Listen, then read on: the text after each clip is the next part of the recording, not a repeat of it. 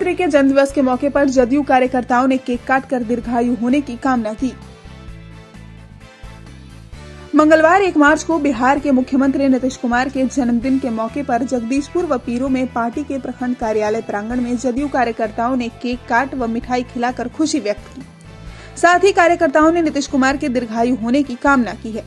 वक्ताओं ने कहा कि नीतीश कुमार जी बिहार को विकास के पथ पर अग्रिम पंक्ति में लाने के सहित महिलाओं को उचित सम्मान देने का सराहनीय कार्य किया है।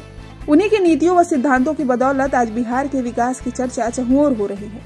जदयू नेत्री सुषमालता कुशवाहा ने मुख्यमंत्री के दीर्घायु होने की कामना करते हुए कहा कि जिस रफ्तार से बिहार विकास के पथ पर अग्रसर है, आने वाले दिनों में नीतीश कुमार जी के नेतृत्व में निश्चित रूप से विकसित राज्य की श्रेणी में आ जाएगा।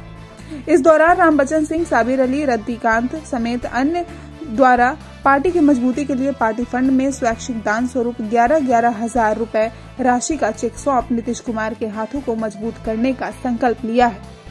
कार्यक्रम में उपाध्यक्ष मुमताज वारसी, महासचिव गुरु शरण सिंह, शत्रुघ्न कुशवाहा, मंजी चौधरी, रमाकांत चौधरी, रविकांत, ओम प्रकाश, ददन राम, विपिन चौधरी, दीपक कुमार यादव, उप प्रमुख अरुण कुमार सिंह, अक्षयलाल चौधरी आदि दर्जनों कार्यकर्ता शामिल रहे। नमस्कार।